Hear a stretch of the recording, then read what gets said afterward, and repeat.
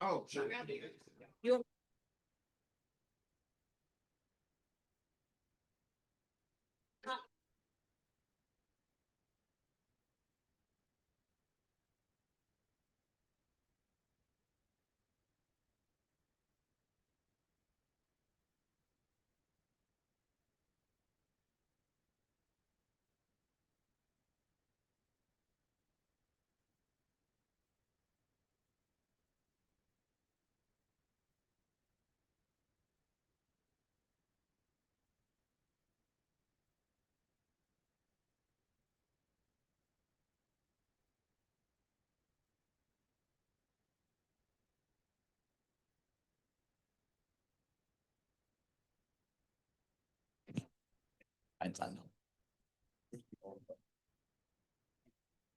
Okay.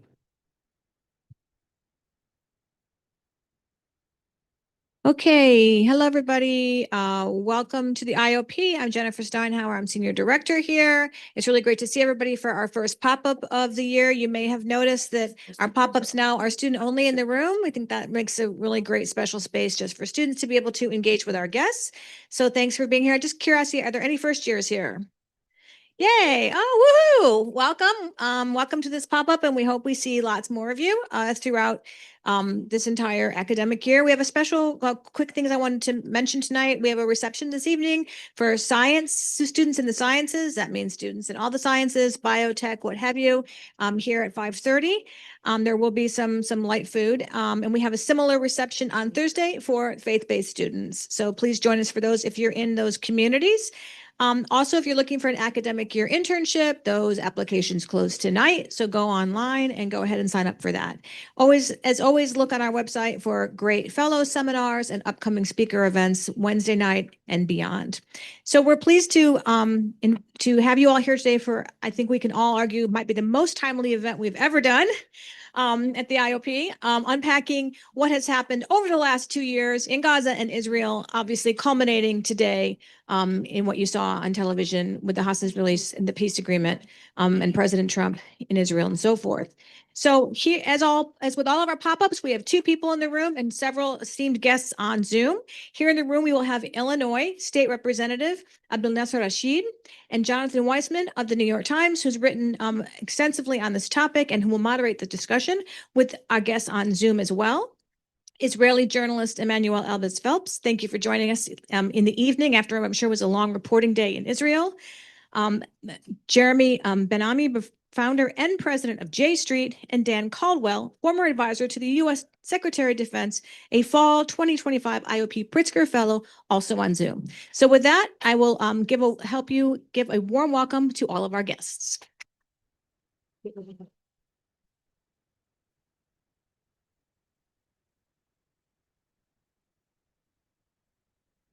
Okay, we only have an hour and we have so much to go over. So I'm just going to jump right in. I'm Jonathan Weisman. I'm an editor at the New York Times. I have written a lot about the Israel-Palestine conflict and especially its politics in the United States. And I just want to acknowledge that this is a remarkable day to be having this. I won't say that the war in Gaza has ended, even though the President of the United States did, but I will say that the ceasefire seems to be holding, and this is a day when 20 hostages were released by Hamas, Israeli hostages, and something like 2,000 Palestinian prisoners were released as well. And I just want to first ask Emmanuelle how it feels in Israel today. Hi, hello everybody. Thank you very much for having me. It's a pretty historic day. We can say that very surely. It's an amazing feeling. Of course, there is a sense of release. People can breathe. You can see that on their faces. You know, I was on the hostage family square in Tel Aviv on October 7th, a few days ago. And the feeling, and something was happening, we knew, but the feeling was sad and heavy. It was tears all over. And remembering this horrific day, the worst in Israel history. And then 2 days after, 9th of October, there is an agreement. I went back to the square and you see smiles, you see families coming, and the families of the hostages were already looking completely different. But today, you can finally see that Israelis coming out of October 7th because the society was stuck for 2 years. But the happiness is also with mixed emotions because you have families that will never be able to hug their loved ones, as the amazing pictures we saw today of families reunited at the hospital of the 20 hostages coming from Gaza. I spoke with two mothers. One of them is Iris Chaim, the mother of Yotam Chaim. He was one of 3 hostages that got shot by mistake by IDF when they tried to escape Hamas inside Gaza. And she tells me that she feels that every time she sees a hug between a mother and the children and her children, her son, it reminds her that she will never have that. And it's like a stab in her heart once again. So she's asking if it's possible to be happy, but in a humble way. And there's another mother that talks to me. Her name is Elina Kaminka. Her son, Yanai, was a soldier protecting civilians in Zikim on the border of Gaza on October 7th. He was killed by Hamas. And she tells me something very similar, but a little bit different. She says, because I can never hug my son again, then when I see a mother today hugging her son, I know what she feels, and I'm so happy for her. So it's very mixed emotions. And then there is also the acknowledgement that when this is over, there are going to be bodies coming back. 4 of them, I think 2 of them or 4 of them, I'm not sure, I'm sorry, just came back also today, which means funerals and also hard moments. And then there's going to be coping with the Israeli society that's going to go back to political issues and hard feelings and a lot of hard and tough questions to ask. So today is a full, happy, mixed emotion days, and we know complexity is coming very soon. And Representative Rashid, talk to me about the feeling in the Palestinian diaspora. What is your sense? What is the sense of the community that you live in? And what is the sense of whether this will hold? Thank you, Jonathan, and the IOP for hosting this important conversation. Palestinians, first of all, the first thing we're observing is the reaction of the people in Gaza, who are feeling a sense of relief at not at having peace, not at having freedom, but at having an absence of genocide, right? There is just a sense of relief that there is a mere absence of additional torment and pure bloodshed and bombs dropping on neighborhoods. So we're relieved that they get to experience some respite. I can't speculate as to whether it'll hold or not. Of course, we certainly hope that we won't go back to the genocide resuming. But I think what's important to remember and to really internalize is that we have seen a genocide unfold over 2 years. And so, and that is not a matter of debate. The International Association of Genocide Scholars has concluded this. An independent UN commission has concluded this. The South Africa case in the International Court of Justice has led to the arrest warrants for Benjamin Netanyahu and other senior Israeli leaders. In fact, just the Washington Post last week reported that 40%, 4 in 10 American Jews believe that Israel has committed a genocide. Not 4 in 10 Jewish Democrats or 4 in 10 young Jews, 4 in 10 American Jews, the entire Jewish population, believe that a genocide has occurred. And so the question becomes, one, how did we let this happen?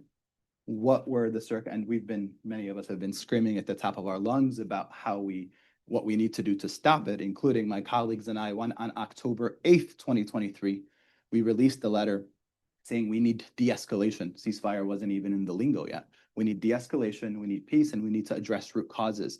We got major backlash for saying de-escalate, address root causes. Now everyone knows that's exactly what needed to happen. And I heard an interview with an Israeli man who was being interviewed by Mahdi Hassan a few days ago, who lost both of his parents on October 7th. And he said that this should have immediately been reckoned with on October 8th, where we should have said, okay, pause, what's going on? How do we not allow this to continue? And that is what many of us were trying to do. And then, of course, in addition to reckoning with how we let this happen, it's now what do we do moving forward? Should the U.S. continue to supply unlimited or any aid, military aid to Israel, right? Should a state like Illinois continue to have a law on its books that punishes companies that boycott Israel? So we have a lot of work ahead of us. And Jeremy, I want to ask you about the G word, genocide, that Representative Rashid just used, and the evolution of thought among, well, your personal evolution of thought on this, and among the supporters and members of J Street, which is a liberal, pro-Israel organization that has gone through a lot in the last 2 years. Well, I would start by saying that everybody who's involved in J Street and anybody in my part of the American Jewish community is simply horrified by what was done in Gaza as a result of what happened on October 7th. That doesn't mean we're not horrified by what happened on October 7th, but we are also firmly of the belief that the level of devastation, the denial of aid, the types of weapons that were used and the way they were used are just inappropriate. And it's a moral question that our leadership in our community didn't step forward and say that this was not right. And we can debate all we want about the use of the word genocide or other words that can be used, but there's a moral line of right and wrong, and what happened is wrong. And there has to be a sense of looking at what happened and what our accountability and responsibility will be. But I'm much more interested, Jonathan, and I hope that all of us can be, in what we do from October 13th, 2025 forward. What is really important now is that whatever opportunity there is in order to put into place a long-lasting and real solution to the underlying problem, and I think that's what the representative is getting at, that there is an underlying conflict here between the Palestinian people and the Jewish people over this land, and until we resolve that conflict in a way that preserves the security and gives opportunity to both peoples, the entire Middle East will continue to be unstable, and we will continue to face days, weeks, months, and years like we have just been through. So I'm really interested in looking forward and saying, what can we do to work towards solutions now? Well, I don't want to be backward looking, so I'll just say from this point on, I mean, at this moment, where do you think the politics of Israel is in the United States, Israel, Palestine in the United States? Well, I think that both parties, interestingly enough, are seeing a break. In the Democratic Party, there is a very strong backlash against the kind of unquestioning support that has been provided till now. There is a real desire to have really significant conditions on how our weapons and our support for Israel can be used. But there remains, I think, a consensus around a long-term support for a state of Israel. At the same time, on the Republican side, there is starting to be a break as well, where you see significant percentages of Republicans, whether it is because they are isolationist as a general matter, or there is a specific upset over what Israel has done. But this is a first for me in the last decade or two to see a real break happening in the Republican Party. And I see this as an opportunity. I think people of goodwill from the Democratic Party and the Republican Party who want to try to be part of a solution here and to build a better future. I think there's an opportunity for us to come together and try to chart a better path forward.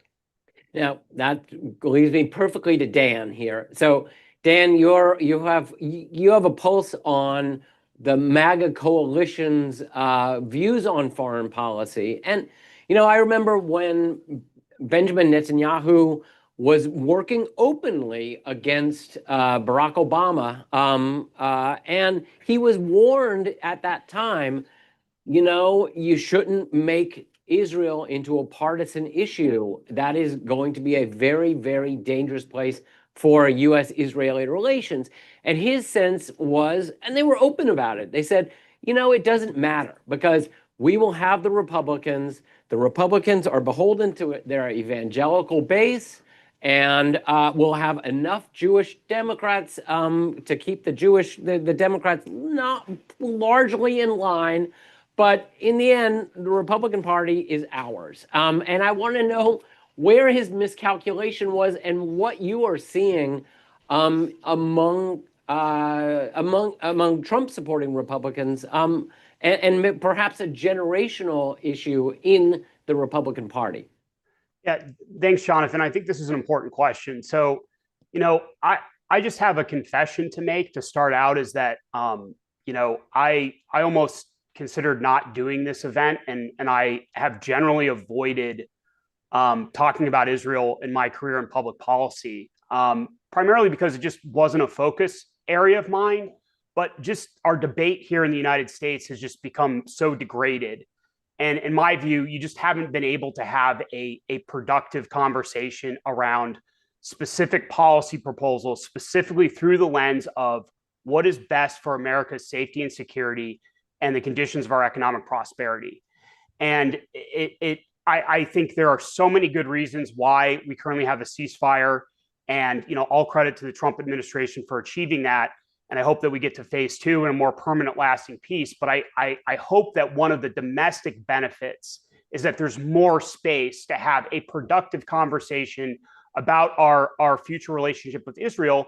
One that understands, in my view, there actually are real benefits to having a security relationship with Israel. That's something that I've always said, but at the same time centers it through a real focus on okay, what are our interests in the region? Take into account our other challenges and priorities around the world, and go forward and get us to a better place that ultimately benefits Americans, and I think in many ways will ultimately benefit Israel in the region. But putting that aside, I think that there's a few things going on the right that are worth discussing. First and foremost, all due respect to Jeremy, is there's not an isolationist wing in the Republican Party. That's not an accurate way to describe the foreign policy consensus that's emerging. It is more realist. It is more America first. I'd say there's more focus on our own hemisphere, but it does recognize the use of American power globally to achieve American ends. And I think you saw that in this peace deal.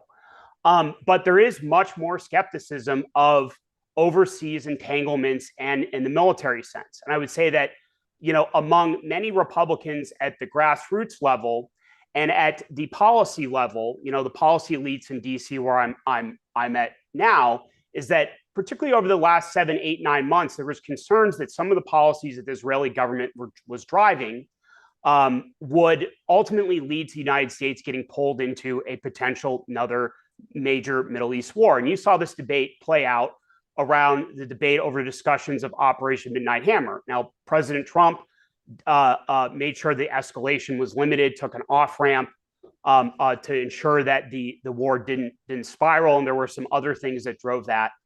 But that's been a real concern, even among people that have traditionally supported Israel. I think one person who not mean to interrupt, but you're talking about the strike on Iran, is correct?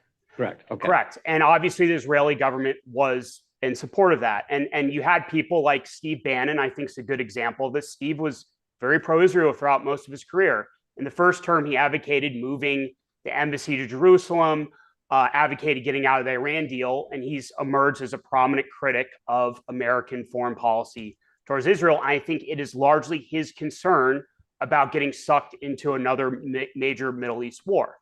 The other thing I just want to say, too, is that you talked about the new generation of Republicans and conservatives, and I think the new right. It's an inherently contrarian movement. It's a reflexively contrarian movement, and it's conditioned to be skeptical of and reject a lot of the orthodoxies of the post-World War II, really, conservative movement, whether it's around things like economics, the role of the state, and things like the Israeli-American relationship. So when you have a lot of these people that describe themselves of the new right, whether you want to call them Trumpists, national conservatives, post-liberal members of the right, when they hear somebody like Mike Pence saying, the Israeli-American relationship's the most important thing ever, candidly, that's like waving a red flag in front of a bull. and inviting people to again, with sometimes without much thought, I have to admit, just reject something. And finally, I do have to say, indisputably, there is rising anti-Semitism on the right, as I think in some areas there is on the left. Now, I do think the anti-Semitism accusation is thrown out way too much, and that actually is counterproductive. But look, when you have a guy like Nick Fuentes, in some cases his live streams getting as many views, if not more, as prominent conservative commentators, that is a warning sign, and I can't deny that. Now, again, I think there was a point where anybody that questioned, and there still is, the American-Israeli relationship was smeared as an anti-Semite, and that has been thrown around way too much. But there is a real issue here, and I would say too is, as somebody who's generally skeptical of accusations around foreign disinformation and foreign influence, I do think there are foreign actors who are promoting some of this stuff, not as a way to necessarily increase anti-Semitism, but as to increase division. And that is a real concern. So I think those are kind of the three primary things driving it on the right at the moment. So real quickly, I mean, and Jeremy did say it was an isolationism, but when you hear a Marjorie Taylor Greene say that Israel is an affluent, technologically advanced country that has free healthcare and free education for all of its citizens, something that the United States does not have. So why are we giving $8 billion of aid a year to them? I mean, how much resonance does that have with young conservatives?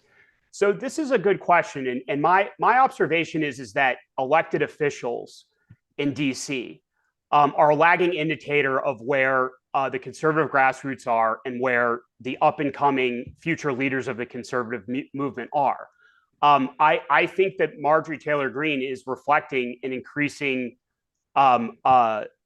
view, if not in some cases majority view, of certain elements of the conservative movement about what our relationship with Israel should look like. And again, I'm not somebody who agrees with her on this entirely on this issue, but she does raise a point that Israel is very affluent, very capable. And, do we need to continue to provide the level of support that we are, again, continuing some of our other commitments around the world? And honestly, you're actually hearing some of that from even more hardcore members of the pro-Israel right, who think Israel needs to become more self-sufficient, particularly in defense realms, because they don't want to be tied to the whims and changing tides of American politics. Even people like, Elliot Abrams and Eli Lake. Again, I don't want to misquote anybody, but Josh Hammer have come out and said things like that. Mm-hmm. So there's another strand there occurring on the right as well, too. Let me ask, I'm going to bring Emmanuelle back into this. Emmanuelle came to my attention during an episode of The Daily in which she spoke, The Daily of the podcast of the New York Times, in which she spoke about the way Israelis see the war in Gaza through the prism of a media that didn't want to cover the war the way Americans covered the war, and that Israelis didn't necessarily know, willfully or unwillfully, what was actually happening in Gaza. And I'd like Emmanuelle to tell us, do Israelis know about all of these different schisms within the American body politic and the position that Israel right now is in, the tentative position that Israel right now is in the United States as this war comes to a close? So maybe not in such details and a very specific scholar point of view, but definitely they know and they're worried about it. We know from the INSS, the Defense Security Research Center in Israel, that the National Security Research Center in Israel, that more than 60% of Israelis say that they are worried about the international isolation of Israel And the relationship with the United States is really the focus of the public discourse anytime it comes up. The poll that you were giving before that, representative, about 40% of young Americans that would say that Israel is committing genocide in Gaza has been reported very largely in Israel. And any sentence by Steve Bannon on how Netanyahu shouldn't be starting a war in Iran that he cannot stop by himself is also reported very largely, because Israelis, you said, Dan, that there is this talk of maybe Israel being self-sufficient. This is really worrying the Israelis. I mean, there is this part of the right in Israel also that is understanding what's happening in the States and in the Republican Party, and is a little bit talking about that and trying to push. Even we heard Netanyahu speaking about Sparta, Israel being Sparta, and then he came back on his comments because it was understood as an economic point of view, and it wasn't a good idea. He had to explain twice that that's not exactly what he meant. He knows that Israel needs the word for cooperation, economic, academic, cultural cooperations, but he was trying to explain, and he explained that after that there are some parts of the military system and equipments that maybe Israel has to try and develop by itself. Now, I understand from experts that I ask on the questions that we are far away from this possibility, and that's not even sure that it exists. I'm not an expert on that, but I understand that trying and to sell to the Israeli public that one day we'll be self-sufficient and we will defend ourselves with the Iron Dome as much as we want without the states, it's not going to happen. And it's not only the United States. I mean, you know, there is Germany and much more countries that Israel needs, and those countries also need Israel for its knowledge and technology and cyber and more. So, but this is completely a part of the Israeli talk. There is something always coming also on the public discourse, and it's the relationship between the American president, Donald Trump, and the Prime Minister, Netanyahu. And I think for the last few days, some very interesting scenes have to be more looked at and are going to be understood, but with more time. We've seen today Donald Trump in the Knesset, the Israeli parliament, giving a speech. It's the first time he does that. It's very an historic moment. And at one point, so he was giving a lot of praise to Netanyahu and talking about peace and the new era that's going to come, and it's a new day, and he's assuring that the war is over. But then at one point there was this moment where he turns to the Israeli president, Yitzhak Herzog, and he tells him, why won't you pardon Netanyahu? Why won't you, basically, why not stop this trial that is being on because he's accused of corruption and more? And this is just getting inside Israeli politics in a way that is almost unimaginable a few weeks or a few months ago. But we've seen also the ambassador Huckabee coming to the trial of Netanyahu to show his support. So we know that there is not really a distance between the White House and Balfour. And more of that, it's not only personal. A few days ago, when Netanyahu came back from the States and he has to present the agreement of the end of the war and release of the hostages to his government for it to be approved, then on both sides of him are sitting Jared Kushner and Steve Witkoff, the representatives of President Trump. They are inside the meeting of the government of Israel, and they are explaining to the minister what is the agreement. Now, Donald Trump today is flying to Sharm el-Sheikh and is holding this summit with the leaders of the region, the president of the without Netanyahu, yeah. Exactly, without Netanyahu. So there is this question about the two men are very close, they're working together. We've seen that on Iran, there's no doubt. But also there is a question of how much maneuver does Netanyahu has? What does it say of his government and his sovereignty?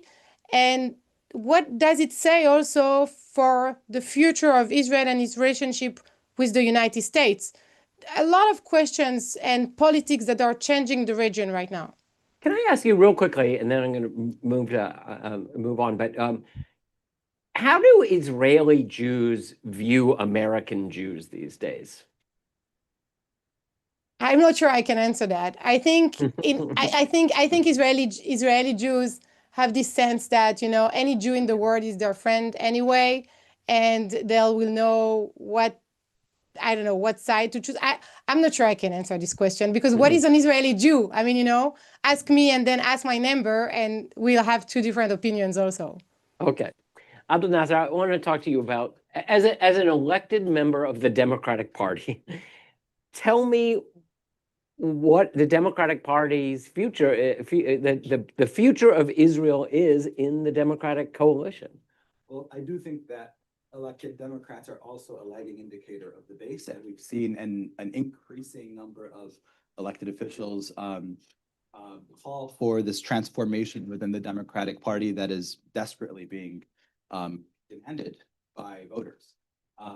When we hear the statistics about Americans writ large, that is when you look at the crosstabs for the Democrats, or just the numbers for the Democrats, it is overwhelmingly the picture is much more severe for Israel. Right? We're talking 70–80% of people who are extremely dissatisfied with U.S. support and U.S. arming Israel, or U.S. opposition, or our laws that are criminalizing boycotts. And I think one of the most important dynamics in politics right now is, there are always swings, right? We see things, there are ebbs and flows in politics, but there are also moments when there are permanent changes in public sentiment.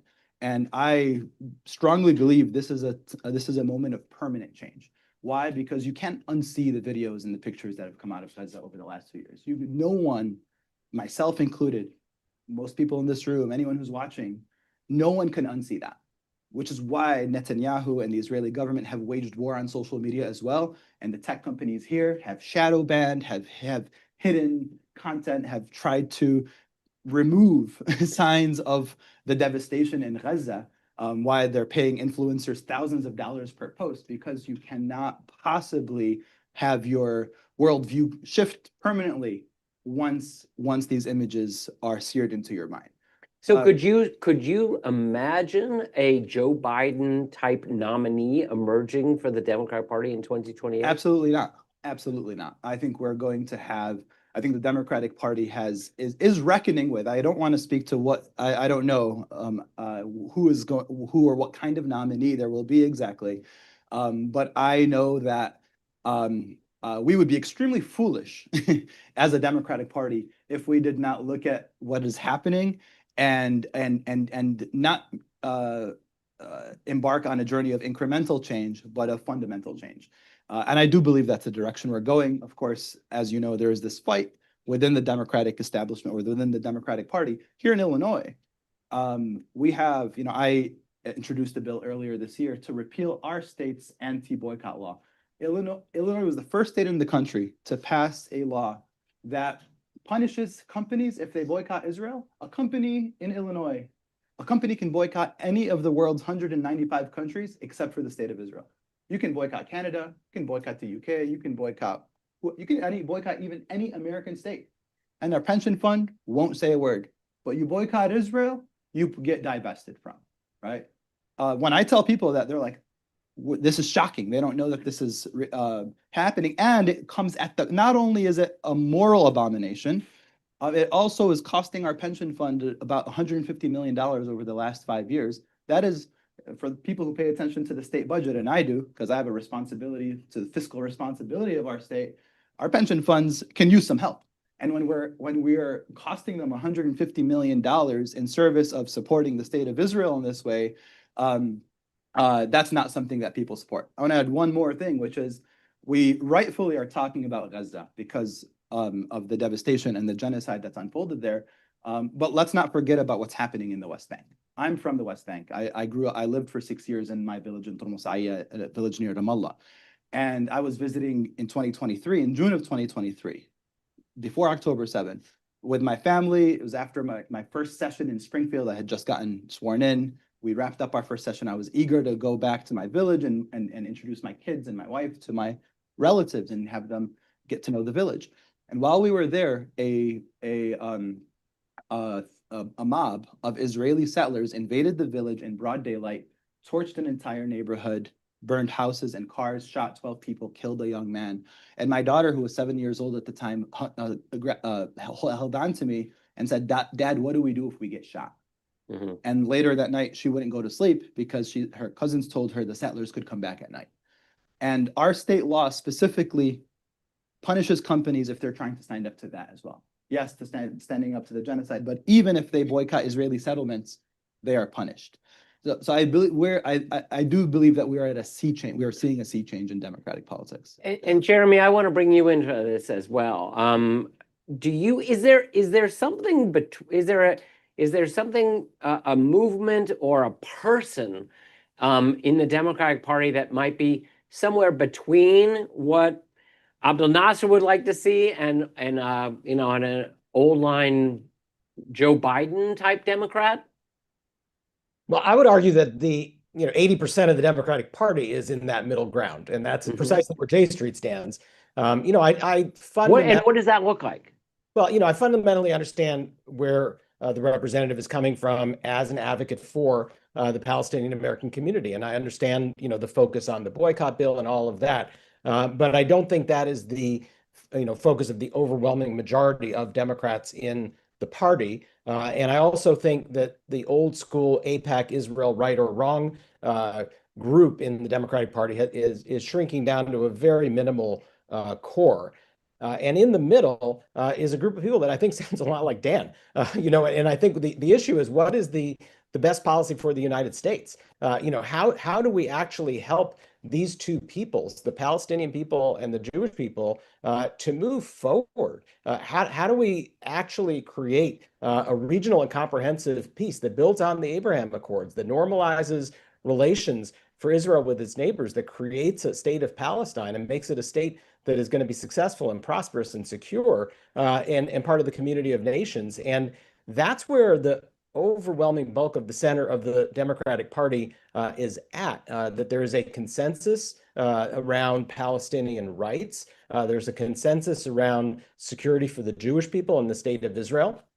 Both of those things are, you can't have one without the other. Israel's never going to be secure if Palestinians aren't free, and Palestinians will never be free if Israel isn't secure. And American interests are not going to be advanced if we don't find a way to get this Middle East into a more stable, forward-looking, economically focused, and prosperous territory. And that's, I think, what Dan is saying. So I'm actually relatively optimistic about where a consensus can be built in the days, weeks, months ahead. And it's going to require very, very strong bipartisan cooperation in an area where we haven't seen that for a long time, but I think there's a lot of building blocks there. And I hope that there are bridges that can be built between the Palestinian and the Jewish community that are built around a vision in which both peoples have a future that's worth living for, rather than to keep killing each other.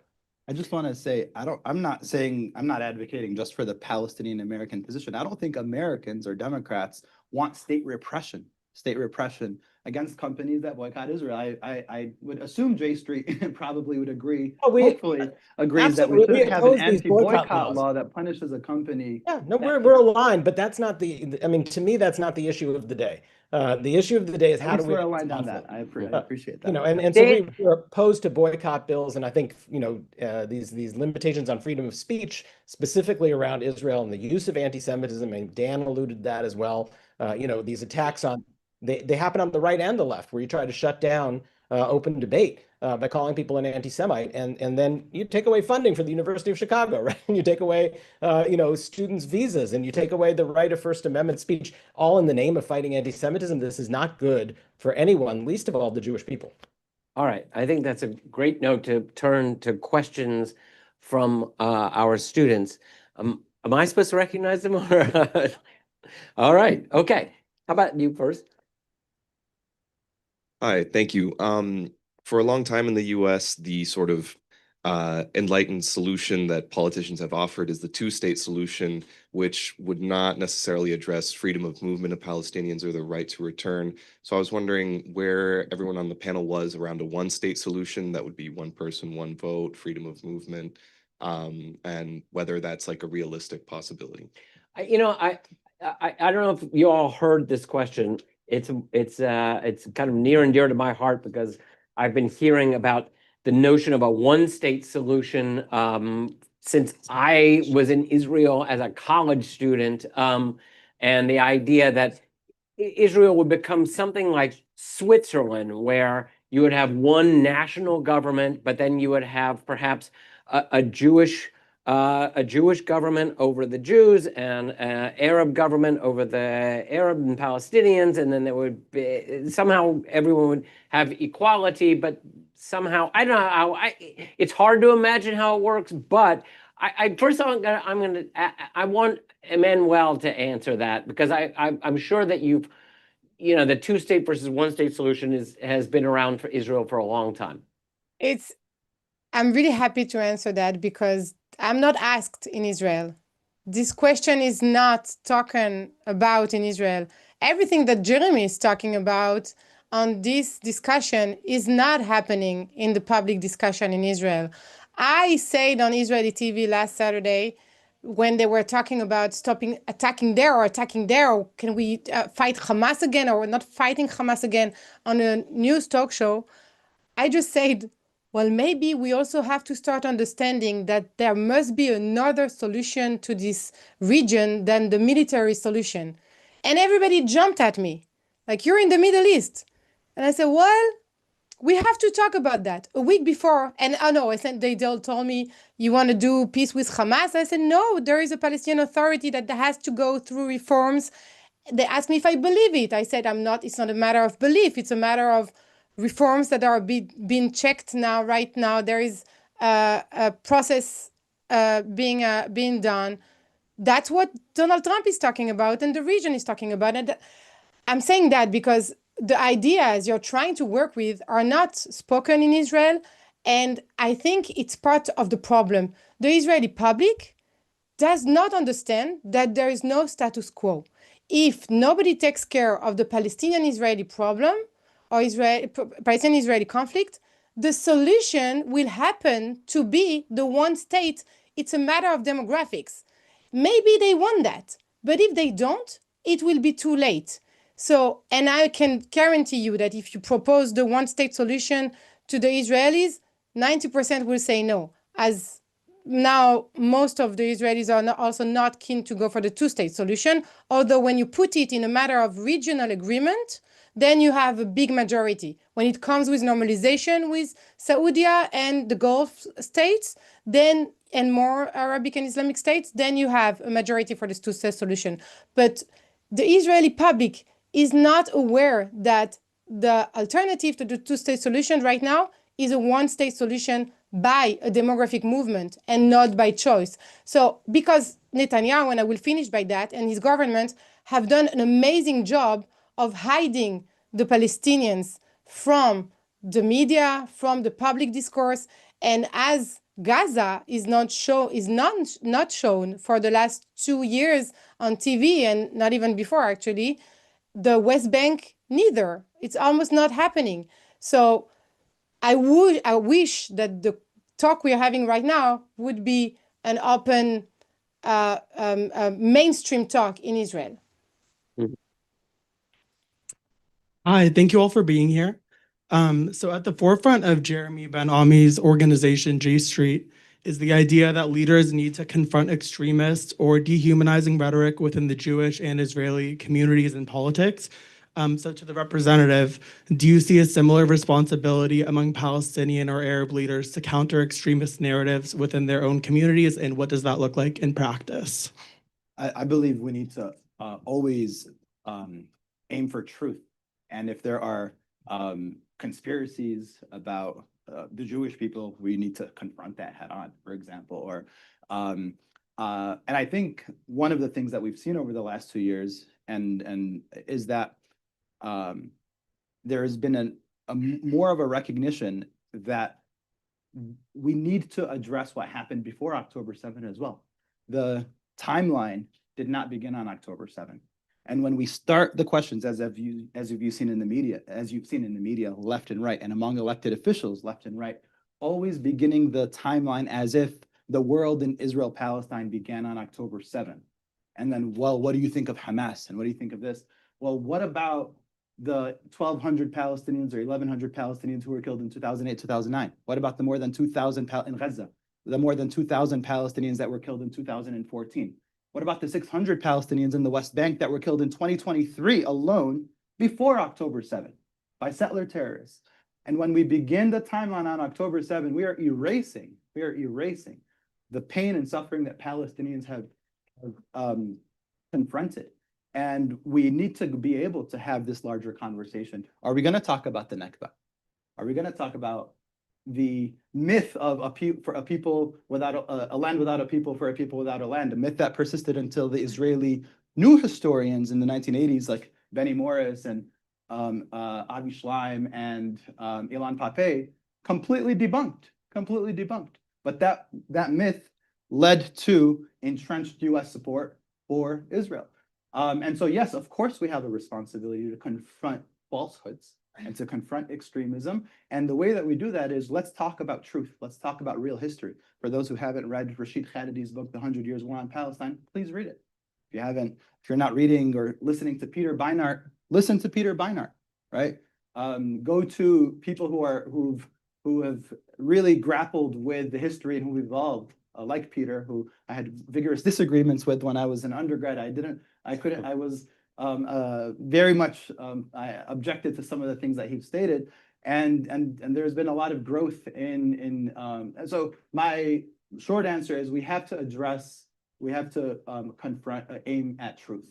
Jeremy, because your name was evoked here and J Street was evoked, I thought you should join in. So yeah, look, I think that the history is exceedingly important, and the search for truth is going to be very elusive, unfortunately, because we are all going to have our own truths here. And what I think is very helpful to acknowledge is that both people have a history, both people have a narrative, both peoples have a connection to the exact same land, both peoples have suffered a great deal. There's a legacy of tragedy and victimhood for the Jewish people and for the Palestinian people, and nobody's going to win a competition over who suffered more at whose hands. And at the end of the day, when one acknowledges all of that, the truth and the history and the pain and the suffering and all of it, both peoples need a place to call home. And it goes to the first question, which is the one-state question. Both of these peoples need a space that is the place where they fulfill their collective right to self-determination. They both need a national homeland, and that national homeland is going to have a border, and the border of the national homeland of the Jewish people is going to be the border of the national homeland of the Palestinian people. And I don't use the phrase two-state solution anymore because I think it's become very trite and it's lost a lot of its meaning. But I do think that you can't have a solution to this without a state that is the national homeland of the Palestinian people, the state of Palestine. I think the world is coming to recognize that. We saw that at the UN 2 weeks ago with this wave of recognition of a state of Palestine. And what the Trump 20-point plan and this conference that's happening as we speak right now in Sharm el-Sheikh is happening. You have 20 world leaders coming together on a drop of a dime to get together to commit to trying to make this pathway work. There's a New York Declaration. I hope the students will all look it up afterwards. That was signed by 140 something countries around the world that outlines the path to a Palestinian state. There are these 20 points. There is a principle here that leads you, what I call it, a 23-state solution. The 23 states of the Arab League and the state of Israel reaching a regional comprehensive agreement. One of the 22 states is the state of Palestine, and we need borders, we need security, we need governance reform, and we need a sense of economic future. But there is no one state. One state is the problem. One state is what we have right now. There is only one state between the Jordan and the Mediterranean, and then you have 5 million people who have absolutely no rights underneath that one state. So this is the problem. One state is the problem. The solution is a border, the creation of a Palestinian state, and a regional comprehensive approach that I call the 23-state solution. Okay, we're going to move on. Okay. Yeah, I have two small questions. One question is regarding okay, it will be really quick. So one question is regarding the Gaza war. Like Israel have shown its ambition of wanting the Gaza even without the Gazans.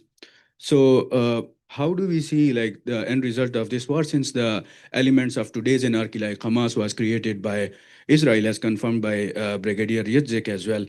So like, do we see any sort of new elements of cleansing or mass destruction, because since the Gazans are trying to get back to the Gaza. And secondly, Israel's ambition about the territorial ambitions, since like there was a statement of Israel's foreign minister who showed ambitions that the borders of Israel should be till Damascus. So as we see that, should these countries like surrender these territories peacefully to the Israel, or will we see another war to conquer all these territories? Thank you.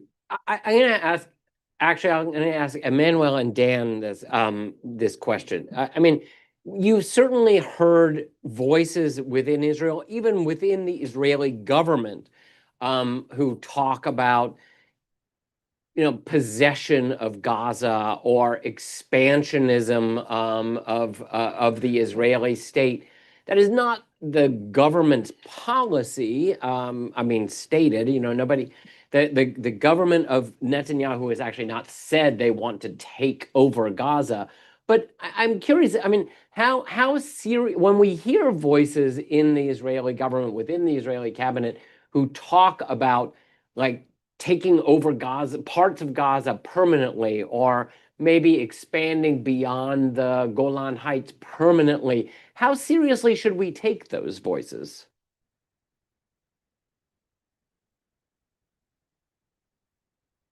Emmanuelle? I was gonna ask that Dan goes. I talked a lot already. Oh, Dan. All right. Emmanuelle, how- I'll defer to that- you on the Israeli government, how seriously we should But take people like. then but- Dan, but I'll let me- ask you about the Trump government. You were in the Trump government when Donald Trump was talking about taking over Gaza and making a beachfront property there. We don't hear that anymore, and it is a question. It's like these things come up, and then you think, Yeah, am I supposed to take this seriously? How am I supposed to take this? I think you need to, first and foremost on that question, you need to look at the actual policy being implemented. And we did not see a serious move towards that. I honestly think from what I observed and what I heard is that, that was a result of a conversation that Steve Witkoff had with the president coming back from Gaza and just being horrified by the level of destruction. And, being two real estate guys, that's kind of where their minds went. But again, I can tell you there was really no serious policy movement on that front. But I do want to address, though, I'll defer on the political side, but on this idea of Israeli territorial expansion and holding Gaza. And I think it's important to understand like two things when having these type of conversations is one, intent, but also capability. And I will tell you this is that, there was a lot of discussion about Israel. You heard David Petraeus talk about this, and, candidly, I don't think you should listen to David Petraeus so much of anything. But how Israel needed a clear hold build in Gaza, like do an American style counterinsurgency campaign. Again, never mind, those didn't really work out so well in Iraq and Afghanistan, but you had some folks talking about that. That would have been an extremely costly endeavor for Israel in terms of activating large numbers of reservists for an extended period of time, which had significant impact on their economy, and also required a lot of military resources from the United States, certain types of ammunition, equipment that in some cases we may have not been able to provide in quantity because of our support to other partners, including Ukraine. And so I think you need to apply that similar framework to their, things that could happen in Syria, Lebanon, or elsewhere. Is that, in my view, the Israeli military, specifically its ground forces, while they maintain some very extraordinary capabilities, have been ground down by over 2 years of war. And to achieve those things would be extremely costly to Israel and their society. And again, I'll defer to Emmanuelle, who is there in Israel. But based on some of my observations when I was in the administration and outside of it, I don't think that there is the capability, and even outside of some extreme circles, really the will or the intent to go ahead and do some of that. Emmanuelle, I do want to ask you that real quickly. I mean, Sure. there is a weird sense of in both Israel and in the United States is kind of do as I look at what I do, not what I say, because some of the things that both governments say is insane. I mean, is that the sense in Israel as well? Like, don't listen Completely. to Ben-Gvir, don't listen to Smotrich. Well, that's a tricky one because I a little bit disagree with Dan on something is that there were some steps on the ground that would make you ask the question after March when the war was renewed. And then there was the Gideon chariots operation.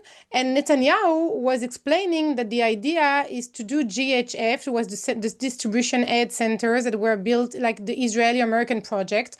And he also, when he explained that, he said that the idea is to have the population moving south. So then, and he was quoting Netanyahu, he was quoting Trump saying we can embrace part of the Trump plan. And he was talking about the Riviera transfer of the population. So that was Netanyahu saying. But Netanyahu months before that said that there is no plan of occupying Gaza. But then when you say it's not the policy of the government, Smotrich and Ben-Gvir are not important ministers. There are main ministers in the government, and both were very specific. Smotrich said, we're not going to give the land from one Arab to the other one. And he was saying just a few weeks ago that he's in talks with the American administration about the land, you know, and that is going to be very, very lucrative, the land of Gaza. And then Ben-Gvir was talking about having a city for the policemen of Israel in Gaza. So they were very very eloquent about their plans of occupying Gaza, having Jewish settlements there. And you already have a few, there are not even like 10, 20%, but a few settlers at the border of Gaza ready to get inside and having settlements as they can. After I said all of that, there is now a clear plan with 20 points. The 20 points that have been signed by the Prime Minister of Israel, Benjamin Netanyahu, there is no settlements. There is no occupying Gaza. It's not part of the plan. And Smotrich and Ben-Gvir, they do not get their will right now. And there is no plan for it in the future right now. There is even exactly the opposite of what they want, which is a Palestinian state somehow coming along in the future, or at least the recognition of a Palestinian state and aspiration for the Palestinian people. So it's very confusing, but it's also very much, I think, the Netanyahu way of doing. You know, he goes one step after and he adapts to what is right now. And I think he also didn't really have a choice. But does Netanyahu want to occupy Gaza and have the Jewish settlements there? I don't think so. I don't think this is his ideology. He didn't say at any point, Smotrich and Ben-Gvir, stop talking, we're not going with your ideas. That could have been helpful. Also, when we talk about the international community and backlash to Israel. But now when what's important is happening, which is which paper is signed, which agreement is going forward, and what's going to happen on the ground, we see that they lost their way, and towards a political solution with no occupying of Gaza is winning right now. And that also asks the question of why they're staying in the government, but it's another question. It's another question. Yeah, for another time. We have time for one more question real quick. Yeah, my question is for Jeremy. My question for Jeremy is, would you support prosecution and a war crimes tribunal of the Israeli government members and of Israeli soldiers who have committed war crimes? Because you're presenting yourself as, oh, we're this like middle ground position, but I don't get what's middle ground about being a lobbyist for a genocidal state that just exterminated hundreds of thousands of people. So would you support a war crimes tribunal, like a new version of a Nuremberg trial, or are you just trying to put some kind of a moderate spin on a genocide? Okay, we'll finish with that nice, easy question. Yes, okay, good note to end on. So yes, I'm not a lobby for a genocidal state. I am a lobbyist in the United States, and I am interested in what American foreign policy is going to be. I support the right of the Jewish people and the right of the Palestinian people to both have states. That's what I am a lobbyist for. I want to see peace and an end to this conflict. I also do think that it is very important, and J Street supports the rule of international law. And Israel and all other states, every state, should be held to account under international law. And so it is appropriate when those courts, whether they're the International Criminal Court or the International Court of Justice, pursue states that violate international law, whether it's Israel or another state. It's inappropriate when the United States tries to penalize the court and its officials and the people who work there for going only after the state of Israel. What happens to Israel and to Benjamin Netanyahu and to others in the international courts will be a matter of those judges and that system to decide. And hopefully the people who did the things that I believe are immoral will also face their day of judgment when they face their maker one day. That's the greatest sense of accountability that people will they'll have to live with themselves over what they did here. I could not live with myself over what was done if I were them, but the courts that exist and the laws that exist should be enforced and people should be held accountable. Okay, apparently we have time for one very quick question. Yeah, so super quick question, Emmanuelle or Dan, whoever's able to answer. I know before October 7th in Israel, we were seeing a lot of these black flag protests regarding the gross and undemocratic expansion of executive power within Israel and restrictions to the Supreme Court there. We were seeing a lot of protests for that as well. What do you see as the future for Netanyahu within the government within Israel? Yeah, thank you. Okay, I think that's most appropriately for Emmanuelle, who has been asked and is answering many questions. So we're going to let you finish up with that because, all right, back to before October 7th. I'll be very quick. So we are in an election year, if we want it or not. It's official. The elections are planned for October 226, but it's probably going to happen before. And I've been actually writing on that today for a French paper, talking to a lot of experts on the issue. Everybody agrees to say that it just depends on Netanyahu. If he wants to go for elections now because he wants to capitalize on the return of the hostages and he sees good polls for him, he will do it. If he has to wait for the budget not to pass, maybe in March, then it will be around June and July.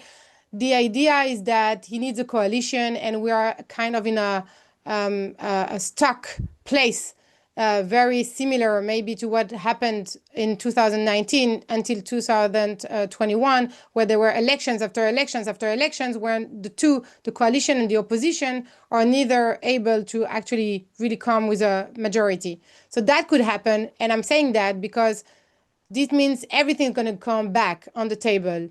Every ugliness that you've seen before October 7th, I believe it's necessary. I believe Israel is at a point, and we understood that during this protest, where Israel has to ask itself, which country am I? Am I a liberal country? Am I a religious country? Can I be both? How am I Jewish and democratic?